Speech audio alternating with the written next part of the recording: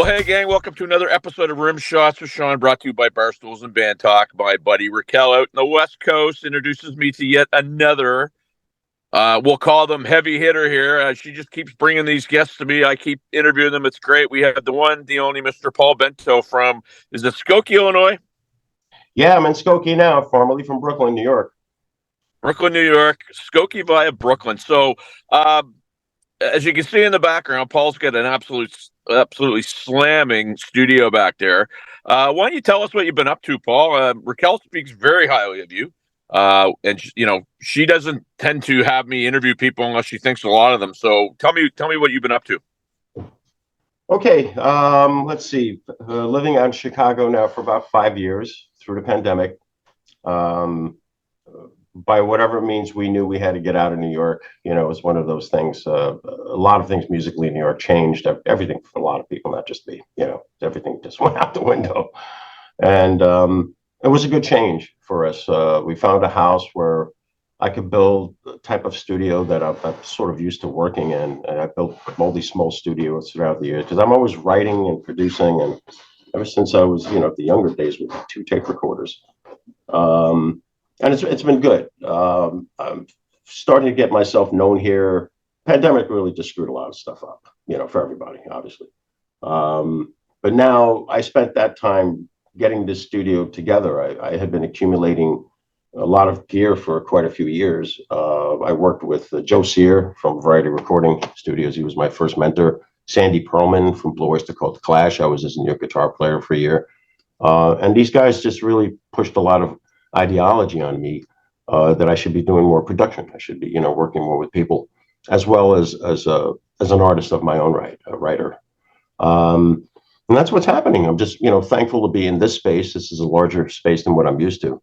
And I've made a lot of changes in terms of programs and plugins and stuff like that. Just really spent a lot of time really honing in on more modern stuff, but that's cool. It's been really good, a good experience. So when you say the music industry changed in New York, and obviously, there was, I think, change afoot everywhere, and the way things are going now, it's the business. I mean, to be able to navigate it, you almost have to have an MBA and something. But what changed down there? Because New York to me was always, when I was growing up, it was either LA or New York that we followed up here in Canada, right? What changed down there? Well, I was part of sort of the typo carnivore hardcore community in Brooklyn. After coming out of other areas of music, I was jazz rock fusion player. I did a lot of rock music in the early days. I was a classical player as a kid. And my affiliation with Peter and various projects that he worked with, over the years, was a high point for not just for me, for a lot of other people. He was a role model. Everyone looked up to him. Peter had a particular stature about him and the way he carried himself. People loved him, when he passed, sort of everything just kind of just came down. Everything just really came down, and it just felt like almost like a desert. Things changed quite a bit. As you know now, with the way things are with Spotify, for example, musicians not making enough money. It's everything is just getting worse. It's getting harder for us, whether we're writing, producing, trying to get on the road, insurance, touring, all this, it's just crazy. The political climates in other countries, how do we deal with that when we go abroad? Even here, just a lot of things to really consider. Everything is changing drastically quickly, just like what we're seeing in our environment, all the things that are, going on. So when that occurred, I knew we had to make a change, and I needed a different space where I could really have more room and work with people. And that's what I'm starting here in Chicago. One of my initial bands I started here, the first album I actually mixed was from October Noir. I understand that album did very well for them. So I have a knack for mixing. I mix to satisfy myself. I have to get goose pimples over me, man, or I know it's not right. Once I start to feel that, or I start to feel emotional stuff come up in me, I'm like, damn, I got it. So to me, it's capturing dynamics, emotion, things that a lot of times technicality kind of mulls over. So that's kind of where my interest is in doing that type of production, that kind of work. Right on. I'm going to get you to move back just a little bit because you look like you reminded me like another band that's trying to protect their secret identity from New York. That being You know what it is? Right now, I'm seeing like my torso down. I don't see my head, but I now can see my mouth gabbing. See now my mouth. It's a funny thing when you do these interviews, right? Depending upon what device you're doing it on, it's always a challenge. But Yeah, that I'm being like said, looking for myself here. All yeah, right. yeah, that's a smoking hat, though. So and again, when I was just really quickly, not to go too much about the New York scene, but again, when I was growing up, you had Manowar that came out of there, you had Twisted Sister, you had White Line, you had a wicked punk scene, you had a lot of the guys like Anthrax, like that whole, it was like it was a scene that up here, a kid in Halifax, Nova Scotia, that's about 17, 18 hours north of New York. You'd go, man, I don't know if I want to go down there for fear of being eaten alive. Like it just seems so competitive back in the day. Is that I guess, an accurate depiction? Yeah, I mean, it was a lot happening in the day. I remember just going to Lemore's. I lived 20 minutes away from there, um, and it was kind of a ritual. Certain bands came down, going to Lemore's, checking them out, and having some drinks with the friends. And usually it was like a cold winter or something. Then I'd walk home and sober up. One of those type of things. It was always really really cool to go there and see what was going on at Lemoore at the time. Um, the things have just drastically changed. It's just not the same type of mentality with bands. Everyone knows that. I mean, the pandemic started that. All the other things going on politically, economically, forget it. It just can't afford to go out there and do the things that people expect.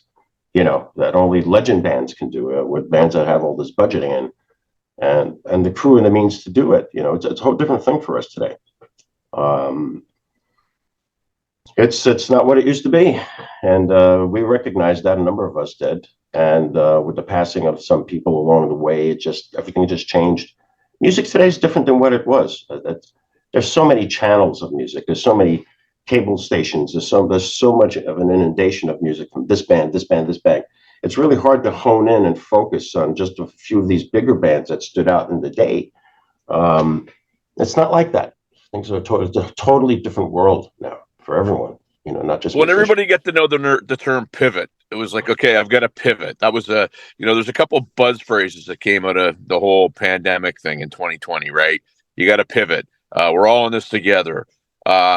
One of the things, I mean, my podcast came out of, doing another radio show that I couldn't do. So it's like, I'll interview some musician buddies. And here I am almost 4 years later. So I guess I pivoted. Part of you moving to Illinois, I guess, was obviously a pivot. You identified that what was going on in New York wasn't working for you. So you get there. First off, why Skokie out of anywhere anywhere in the States? Did you have connection to that particular area? Well, let me see. Prior to moving here, I did some touring in the States with Sunlord. I've been a hired gun here and there with bands, and Wrench, one of them, a great band. I got a chance to see a lot of what was going in New York, but also, my wife and I, our heads were up. We were just kind of observing what was going around. We noticed also in our neighborhood, there was a heavy influx of Asian purchasing homes. All of a sudden, they all got together and they came in and bought homes left and right. So things just kind of arose. It showed us something, and then we saw a possibility after touring and going over a variety of states in the country. I kind of realized that, Chicago is more New York like. It's very similar. It's a little bit colder. I'm a city guy to begin with, but I kind of like being out of the city. So I'm north of it, about 20 minutes away. It's convenient for a lot of guys coming in from the city. It's quiet here. We have parking. I have a nice room here. It's very comfortable. I've had guys come in here and go, oh. I said, yeah, it's like the pro studio, but it's a more comfortable environment. You want to crash on the couch? That kind of thing. So, because I've had a lot of guys after 8, 9, 10 hours crash. So we've had long sessions in here, which is great, because the workflow in here is comfortable, and I feel good in this type of environment here. People come in, they kind of know, they get a vibe of what's going on. The energy is really, really good for that collectively. And that's the main thing, collective, experience. So I've known Raquel now for almost 2 years. Her and I kind of we met through another friend who actually lives in New York, Jamie Roberts, who does PR. So how long have you been working with Raquel? And what's your relationship in there? I mean, she's always seems like she's got something on the go. Right. Uh, I don't know Raquel that well. I met her through Tom King, October Noir, yep, who he came here some time ago, spent 4 days here, and we went from top to bottom with his music, what I'm doing, the workflow, and also giving him tips to help him in his home recordings. So should he send work to me or anyone else, it'd be better quality. He'd get things done more quickly and help the quality of his recordings. Um, so I've known her for a little over a month, maybe 2 months. I know she's okay, helping out October Noir in quite a few ways. Um, and then Tom came up with an idea to kind of help me along too. Tom and I get along great. We just really hit it off, almost like brothers or something. That's really cool. Very talented guy. He's on a mission. I know what that's about. You know, when people get on the mission, I totally groove with that. And the idea is to not get in their way. The great. idea is to allow the workflow I have here, just let them go, man. And just like a little maneuvering here and there.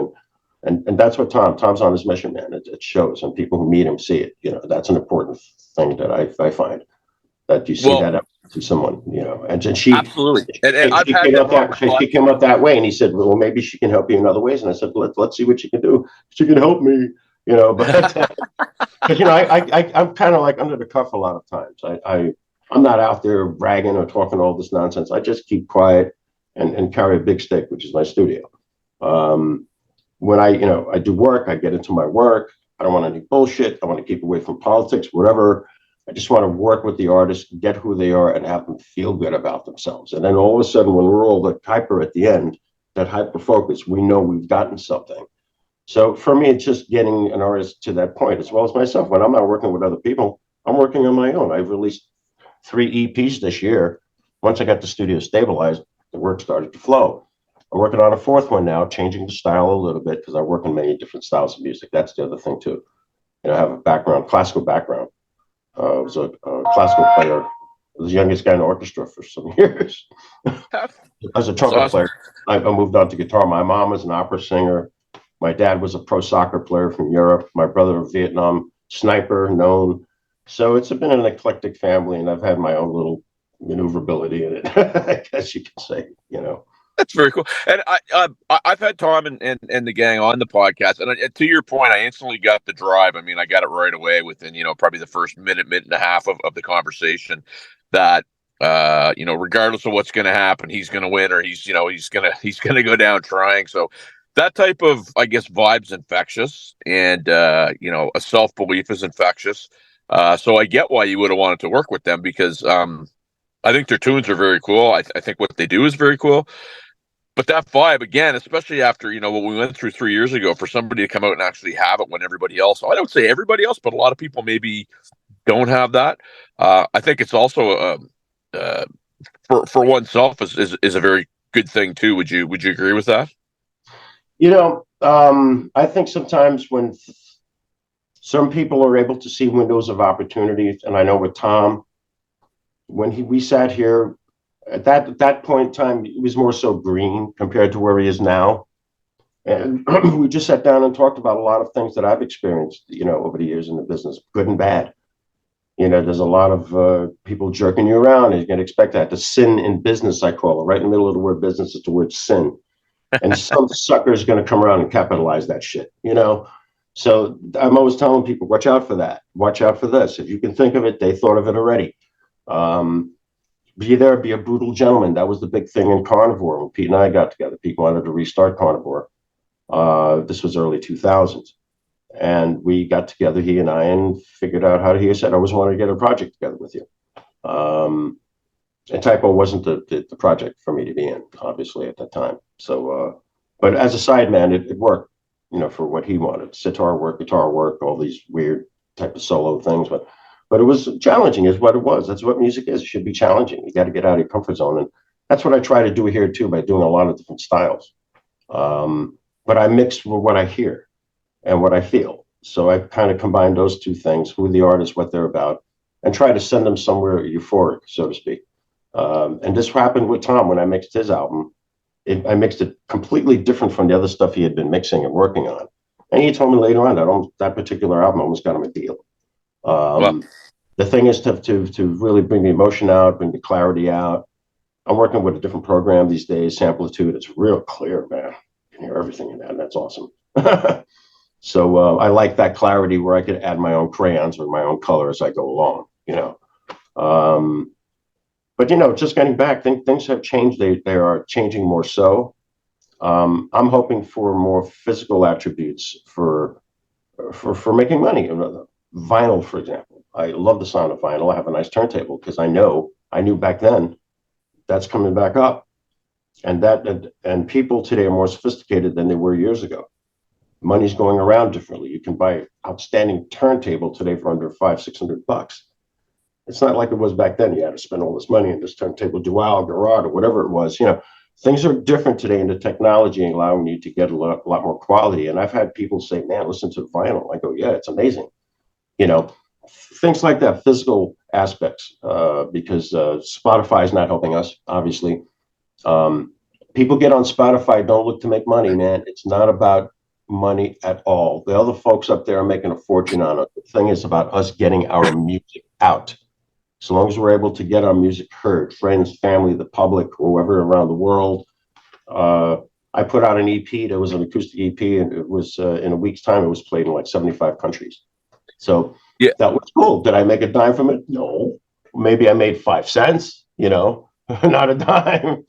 But that was the primary purpose. I think people need to understand what that's about. And unless you're in the legend band and you're a top rock star, you know, up there, you're not going to make a dime off of that type of business. So just utilize it as a vehicle. That's. It's interesting as you were speaking that you mentioned Peter, because I was at a show a week or so ago and they had a stand-up bass player, and I recall seeing a picture of him playing an actual stand-up bass as a bass, and it was just what that guy used to do. It must have been very cool to be around him, because, you know, sometimes I always found anytime he got pressed, it always seemed like they were trying to get him at a bad spot, and he always kind of rose above it. He came across as a very, very smart individual. What was it like working with him? I knew him in a whole different way. A whole different way. We're more friends. Right. We had times where we really hit heads on each other, you know, and because I don't know, maybe that's my aspect with supposed friends. It's like, you know, let's not be all friends and then one day you act like an asshole rock star or something or other one day, you know, because of what you're into, with the realm that you're into. He always knew with me that he was going to hear the other side of the coin, where everyone was yesing him, because that's what the people want to do. They want to tag on to him. And I didn't have that with him. You know, a lot of times I told him what I really felt. And I think he appreciated that with me. There was an aspect of honesty. That guy used to call me up at 3 a.m. sometimes just to talk about physics, things like that. I'm like, what are you calling me up at 3 a.m.? So I deal with him for 10 minutes on the phone, you know, 3 a.m, whatever. And he's talking all this physics shit, because I liked physics, you know.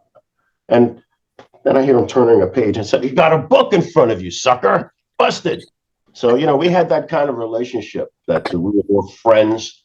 And he even told me, he says, "Listen, I want to get you out of Carnival finally." I said, "Okay, if all the vehicles around you allow this, you know, I'm down. Let's just go in there and try to be free from a lot of that as much as possible. So we can go up there and be our fucking selves, man." You know, and that was the concept of Brutal Gentleman, which I'm getting back to. Yeah, we go up there and we slay, but we're kind and we're good to people. I think that's the most important thing that you can give back to your audience, is the respect that they deserve. But anyway, I'm old school and I still believe in that aspect. You can go up there, be a rock star and throw shit on people. Yeah, we did throw a lot of theater blood with bloody tampons on people. You know, and he topped it off by making sure that he got condoms with mayonnaise to throw by the end of the tour. You know? That put it way over the edge for a lot of women, man. I'll say that much. But he was brilliant, you know. So like after he passed away, that brilliance, that shine came down, and at least for me, and I know for a lot of other people, all of a sudden it just got dull. He was gone, you know. It was obvious. So you know, I have a lot of Pete's aspect and humor in him, because we spent time together, and then we spent a lot of time not together, and that's the way it was with Pete out on the road. I was touring, busting his ass. I was writing. I remember him telling me, he says, "I'm so burnt out, I'm a tone generator."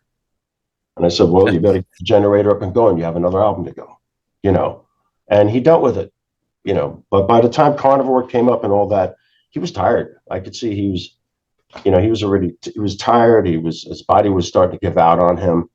And on the tours, I could see what he was going through. I could see the suffering in his face. I mean, he's smiling this, but I could still see the suffering in his eyes. You know, that's something that I see in people.